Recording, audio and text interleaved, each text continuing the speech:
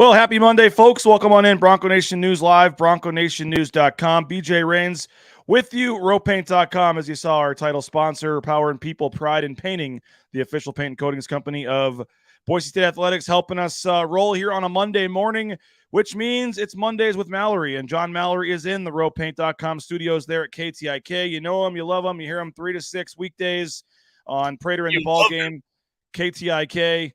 What's wrong with that? All right, thanks, BJ. You do, but most of these people probably don't. But anyway, I'm fired up. I love you know him, you can't stand him. You know him, you can't stand him, but you listen to him 3 to 6 weekdays. Prater in the Ball Game, KTIK.com, the KTIK app, or 95.3 FM. Still weird to say that, by the way, Johnny. 95.3 FM, the new call. I guess they're not that new now, a couple months with the new station, new signal. But happy to have you on a Monday, man. A lot going on. We got the Final Four to talk about. We got Boise State football resuming practice. Folks can get their questions, their comments in now. If you have a question or a comment, Boise State related, any sport, we'll take it. But we're going to focus a little more on football today. Programming note, Abu Kijab will join me tomorrow on the show to sum up his Boise State career and kind of see what's next for him. But Johnny, it's a good day for me, man. I love waking up on days like this. You got the alma mater in the Final Four. You got an iconic player coming back to my hometown team, the Cardinals. I'm in a great mood this morning and happy to talk some sports here, man. Yeah, spectacular weather outside, too. I drove into the studio this morning. I mean, the sun was out. It's going to be a great week. Love this time of year with March Madness baseball, like you suggested, in spring training, BJ. The NFL draft is now like a month away. I think it's 4 weeks from Thursday, or was it 4 weeks from last Thursday? I haven't kept track, but it's coming up too. Fun time of year for sports. And no question, like you said about that Final Four, I don't know if I've ever in my lifetime had a more star-studded, full of storyline Final Four. And I'm sure we'll get into that. But, I mean, we're going to be pumped all week talking about this stuff. Now, Jay does say, please avoid any virtual bitch slaps today, fellas. Yeah, yep. That's something else, I guess, everyone's talking about that we could get into. But that has rained on the Final Four parade more than anything. The Will Smith slapping or man slap opens. It wasn't a punch. I just love the conspiracy that it was fake. I love the conspiracy that it was fake or planned or whatever. I think people. For me, it was 100% real. And just to see Chris Rock real quick in that situation, how he responded to that. I mean, I've had to do not to that level of obviously with that audience. But sometimes when something happens off key, when the show's going and I still have to drive it on the radio, sometimes you'll stumble and mumble the way Chris Rock did after that. Like, we're going to give away a documentary. No, we're going to give away an Oscar for best documentary. Like, you could just tell he was flustered. That was absolutely real. And I don't know. We probably don't have to get into it. If anybody wants to know more about that, they can go really to any other channel or any other forum right now. Because like you said, that's all anybody is talking about, man. Well, let's start with the Final Four. And again, we're going to get back into spring football today for folks. The first practice is going on right now on the Blue. And for folks that maybe were all in on Boise State basketball the last couple of weeks, and we're going to kind of have a primer for you and some things to watch and look out for spring football the next 2 weeks. The spring game is April 9th, a week from Saturday. Crazy to believe we got 2 weeks left of football, and then we're done here. Also want to get into Pro Day on Wednesday. Johnny, get your thoughts on that and some of the guys working out, even Khalil Shakir, and then behind him too, if any of the other guys have a shot. We'll look at that. But the Final Four, certainly, as you said, I know it's not Boise State related, technically, but to have the St. Peters of the world and all the upsets and to get what we got, and then to still in the end get Duke versus North Carolina and Kansas versus Villanova. I've got to think the CBS executives are pretty excited, although the Final Four this year is actually on TBS, which might hurt the ratings a little bit on Saturday. But overall, we got the great upsets, and then when it comes down to it, the Final Four are the Blue Bloods that are going to be two good, ratings, two good games. And how about Coach K, the biggest rematch or whatever in history, I guess, to come in the Final Four here for Duke and North Carolina. That's a cool storyline, and then I'm obviously pumped up for the other game as well. But should be some good games on Saturday for four quality teams here. That's what you just described is how I prefer my Final Four. If I'm a chef and I can cook the Final Four however I want, my entree, my main meal on like a 4-course meal, the final entree is going to be this type of Final Four. Now, you can give me the upsets as delicious appetizers, right? You can give me a cocktail that's an upset before we sit down to dinner. This is the perfect type of Final Four for me. I want to see the best teams. I want to see the biggest storylines. I want to see future NBA lottery picks in the Final Four. And that's what we get with this. Now, St. Peter's, terrific story. Obviously, they ran into this Carolina buzzsaw that a lot of teams, including the Duke Blue Devils, have run into lately. I mean, and we've all heard the stats. They played over 250 times since 1940. They've never met in any NCAA tournament game. And it just so happens the first time it does happen is in a Final Four, not like a second or Sweet 16 round game, BJ, but it's also Coach K's farewell tour. Hubert Davis, his first year in Chapel Hill. Did I just say that? Freudian slip.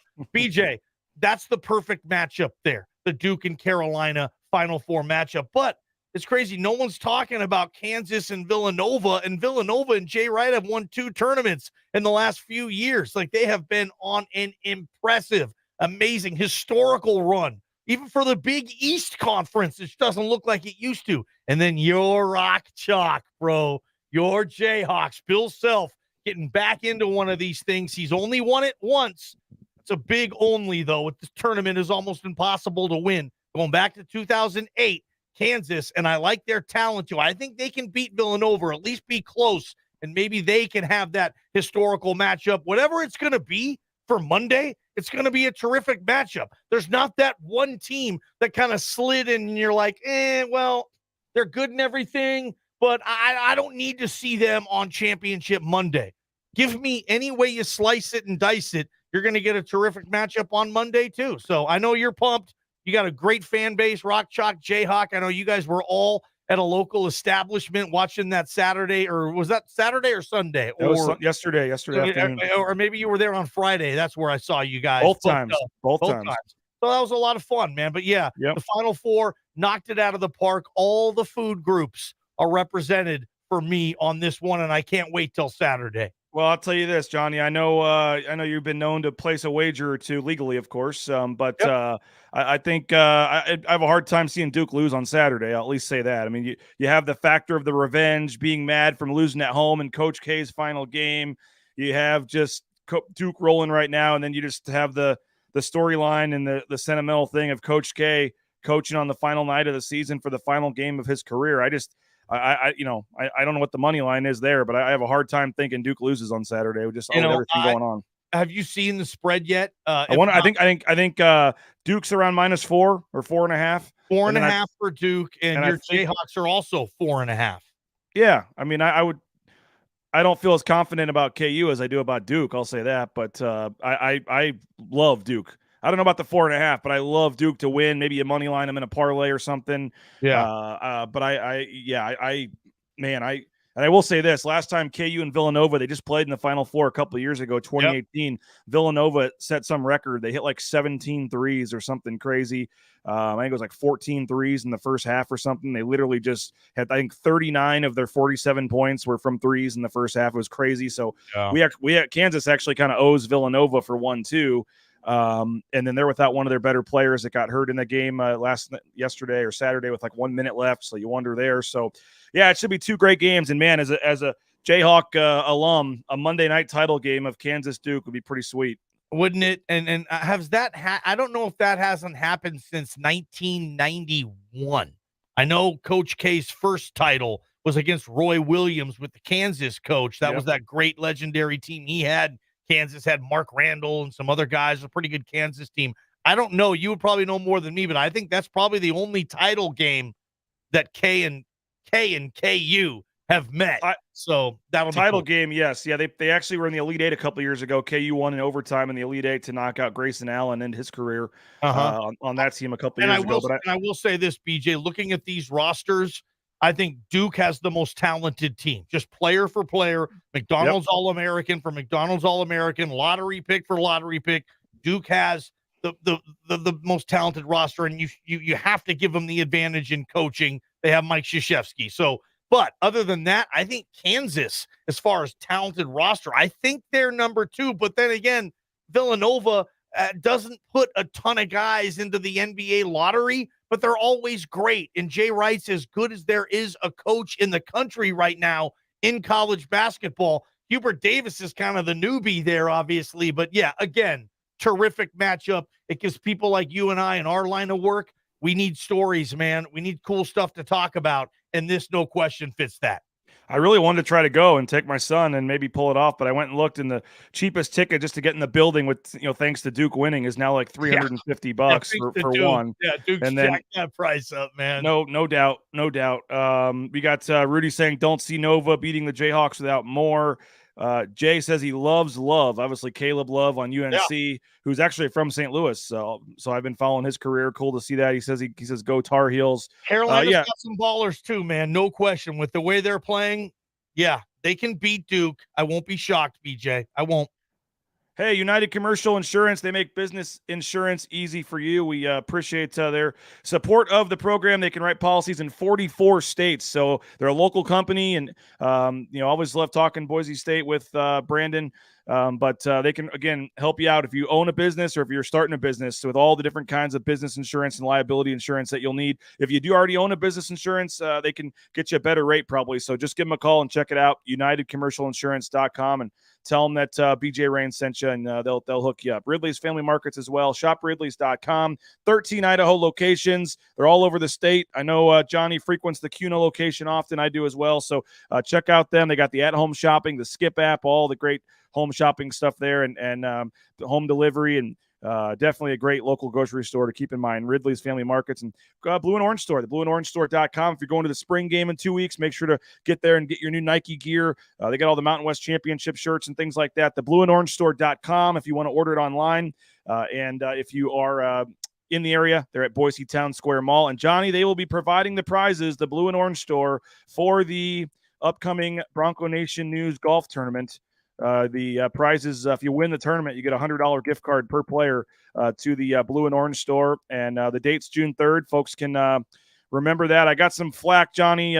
First annual, I guess technically it's supposed to be called the inaugural. I guess first annual is the second year, I guess technically. Oh, people. I did have some folks reach out to me with the graphics saying it should say inaugural. So I'll get that changed. But we can announce that Coach Leon Rice, Coach Tim Duryea, Coach Mike Burns have all committed to playing in this tournament.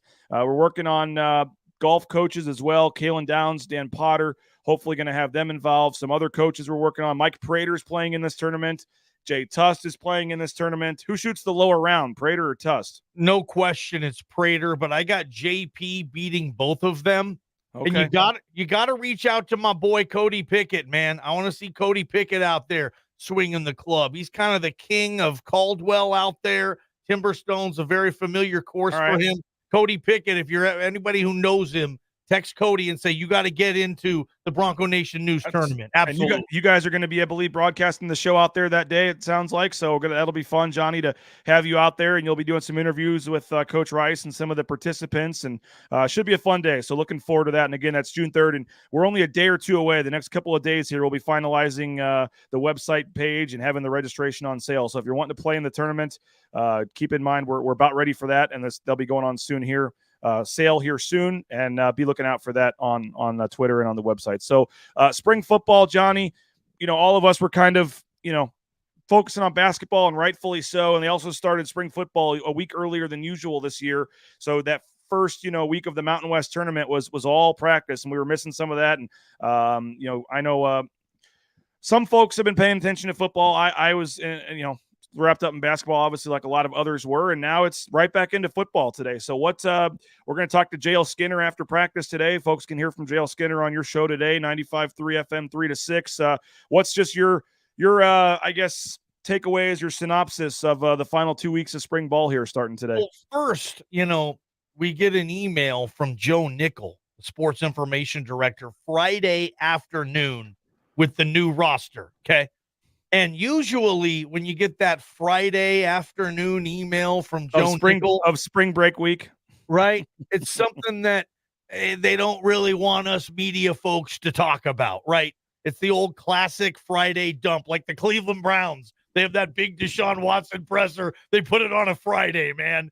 No one's going to be talking about it today with the Final Four with Will Smith versus Chris Rock and everything else. But so we all looked at the roster. I don't know if you did too, but in our offices, you had Beeler and Prater like looking all over these rosters. Is there anything different? Why did they send us this roster now? Is there going to be is Talon Green not going to be on this roster? No, there was no surprises there. I think there was a couple of additions, but it was just when they conveniently sent us the roster. So I'm glad to have the roster, obviously. I saw they're practicing on the blue as we speak. Me and you typically would have been down there. It looks like a gorgeous day for spring practice. And I'll tell you, there's a lot of questions with this team.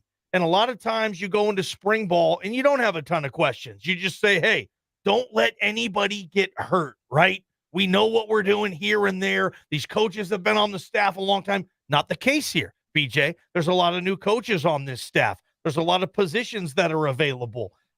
Tim Plow in a really important year two with this offense. Hank Bachmeier, you got a 4-year starting quarterback week one. So other than that, though, who's going to replace Khalil Shakir? Where's the depth going to be in the backfield if George Holani can't be healthy? How good?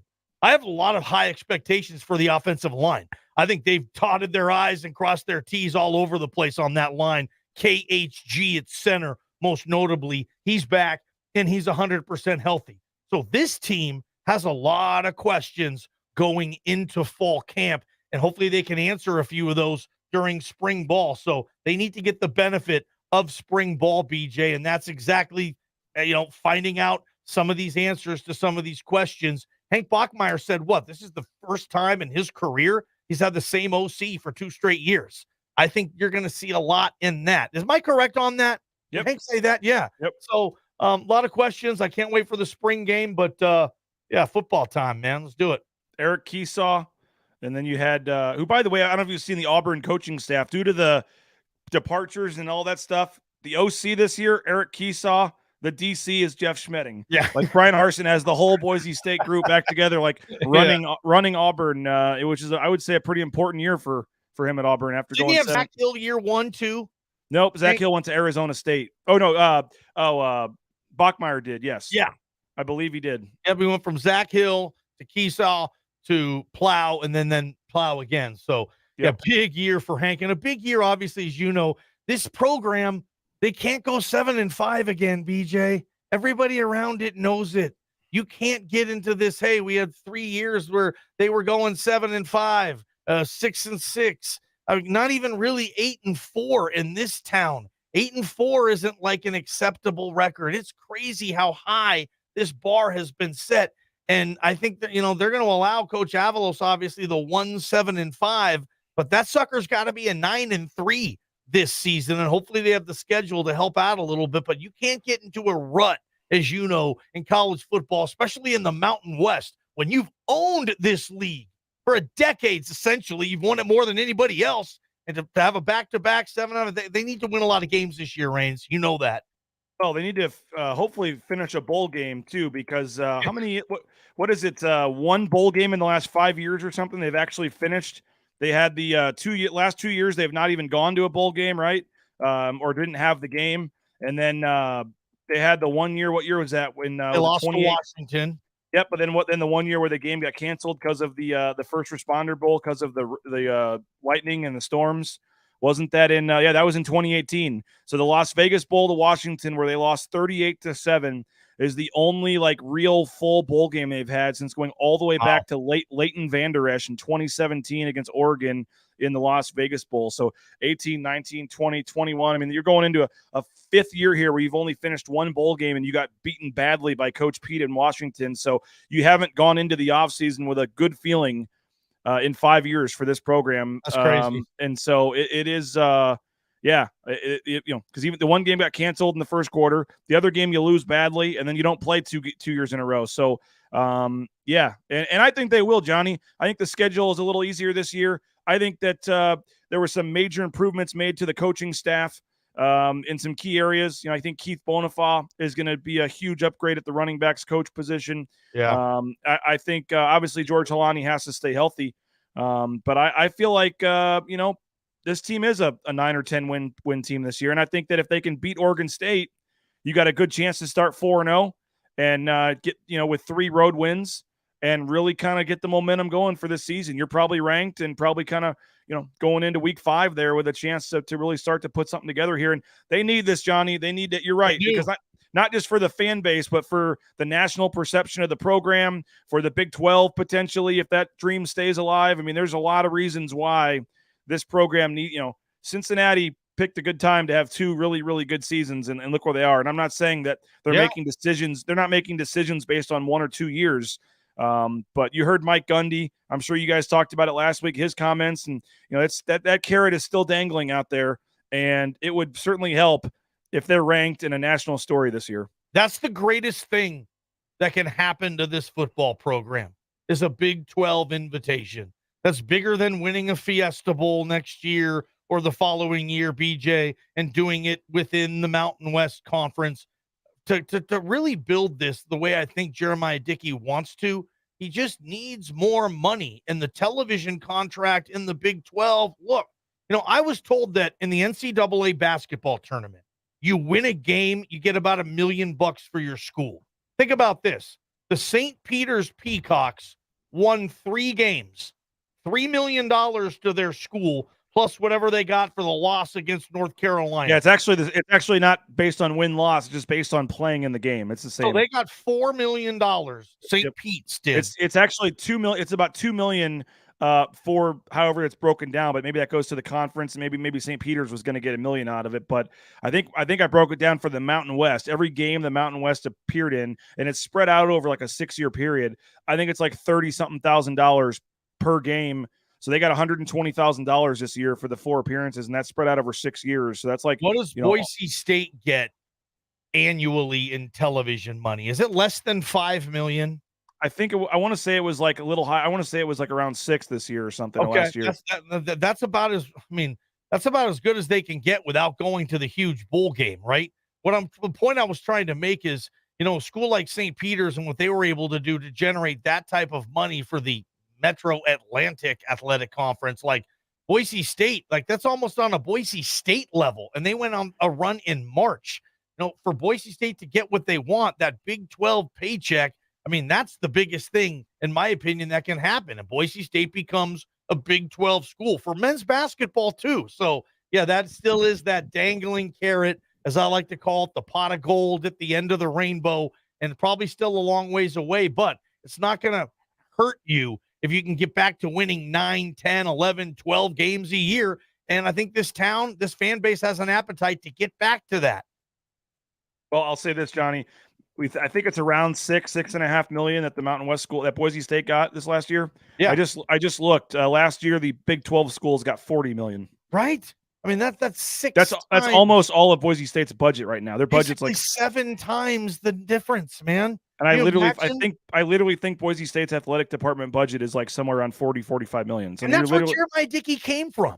Kind of the right-hand man there at Baylor with all this money and all this stuff that you can do. Here it's like, hey, man, we just need to keep asking for money. And obviously it's a lot easier to ask for money when you're in a power conference and when you also have that the Big 12 got $40 million last year. Holy smokes, man. That's way more than even the Pac-12. So that would be the biggest thing ever for Boise State if they could somehow get into that big Big 12 conference, BJ. Hey, if you're looking for a career change, Transportation Compliance Service can get you out there towing that first load. If you're looking to be a truck driver, they can get you out on the road and get you going right away. So it's a new industry with the pandemic that's really taken off. And so if you're looking for a career change, it's very easy to get those permits and all that stuff. Well, it's easy if you use TCS. If you try doing it on your own, it's a lot tougher, and most folks usually screw it up and end up going out of business. So complete trucking compliance management. You can check them out, transcompservice.com, transcompservice.com. They just signed up Warren G., the rapper, his tour buses are now using TCS, and so you can as well. And so appreciate their support, as well as Boise Dentistry Co., family dentistry and wellness, BoiseDentistryCo.com, locations around the Treasure Valley. And those are my kids there on the screen. They very rarely smile, so Dr. Miner must be doing something right there. So appreciate him. And again, if you want to go talk Boise State sports at the dentist, just check out BoiseDentistryCo.com. And Johnny, as we kind of wrap this thing up here, Pro Day is on Wednesday. As I said, Boise State, 8 participants coming up in Pro Day. Daniel Cantrell, the long snapper. You have Octavius Evans and Khalil Shakir at receiver. Cyrus Abibi-Likio at running back. Obviously, Kekala Kaniho at safety. Joel Velasquez at punter, and then a pair of offensive linemen in Uzo Osuji and Jake Stetz. Obviously going to be a big, important day for Khalil Shakir. Going to have to back up that 40 time at the combine. Probably got some more buzz with what he did at the Senior Bowl, then backed it up with another strong performance at the combine. I assume there's going to be a lot of NFL personnel coming out to see Khalil Shakir. And then, obviously, the other hopefuls behind him are going to benefit from all those people be here to see Khalil Shakir as well. Yeah, not exactly a star-studded lineup of Pro Day that we've seen in the past at this school. But, yeah, that's what most schools are lucky to have. One legit day 2 prospect in Khalil Shakir and a bunch of other really good college players hoping to catch an eye of someone. All it takes is one team. Now, I don't see any of these players getting drafted, BJ, but, dude, like 42% of the NFL is undrafted. You don't need to get drafted to play in this league. So, and you're going to see a lot of those guys putting their best efforts out there. They just want to impress one GM, one coach, one position coach to say, hey, a rookie mini camp invite is all I'm asking for. If I do well at the rookie mini camp, then you're going to invite me to actual training camp. And that's kind of how the process goes. And we'll see if any other Broncos can find themselves in the training camp this August, obviously outside of Khalil Shakir. I'll throw a question to you. Outside of Khalil Shakir, if you had to put money on one player working out at Pro Day this week that will be in an NFL training camp, where would your money go? That's a good one. I actually, as crazy as it sounds, might go with one of the specialists, either Daniel Cantrell or Joel Velasquez. If you're a long snapper and you're pretty good and you find the right team, that's crazy as it sounds, I'm not saying he's going to get drafted, but somebody will give a long snapper a chance. So I think Daniel Cantrell probably gets a tryout somewhere. Bet. I like that. Joel Velasquez, for as inconsistent as he is, actually has a really strong leg. So he may get on, as a for both the punting, but maybe leg. Maybe the field goal kicking too. I mean, he didn't get a chance to do that much at Boise State, but he has a very strong leg, and some guy that can do the field goals and the punting. You might see Velasquez as well. But if I had to go one guy from the actual group, probably Abibi-Likio, I guess. I think he's coming on my show today, Cyrus. Maybe Octavius Evans. He had some good tape, and he's got size. I don't know. For me, it's Kaniho, and I know he's like a buck something, like very small, but the guy just has such a knack for football. He always puts himself in the right position. He's probably not big enough. He's probably not fast enough. He's probably not strong enough, BJ. But if you meet with the kid and you get to know him, he's the type of person you want in your building. And he just seems to always make the smart football play is what I'll get a chance. It wouldn't shock me if Kekala Kaniho is in an NFL camp. It would shock me if he makes a 53, but I think maybe Kaniho can find a way in a camp if he finds the right team. Well, another guy in a similar spot that put up crazy numbers. It wasn't the biggest guy, obviously. Avery Williams, got to be a 5th-round pick and proved some things last year. Playing with the Falcons. So who knows? But Johnny, appreciate it, man. We're out of time here, and always enjoy having you on. It goes pretty quick, even though when it doesn't seem like there's a ton to talk about. So appreciate it, Johnny. We'll be listening 3 to 6 today, 95.3 FM, 1350 AM, KTIK.com, the KTIK app.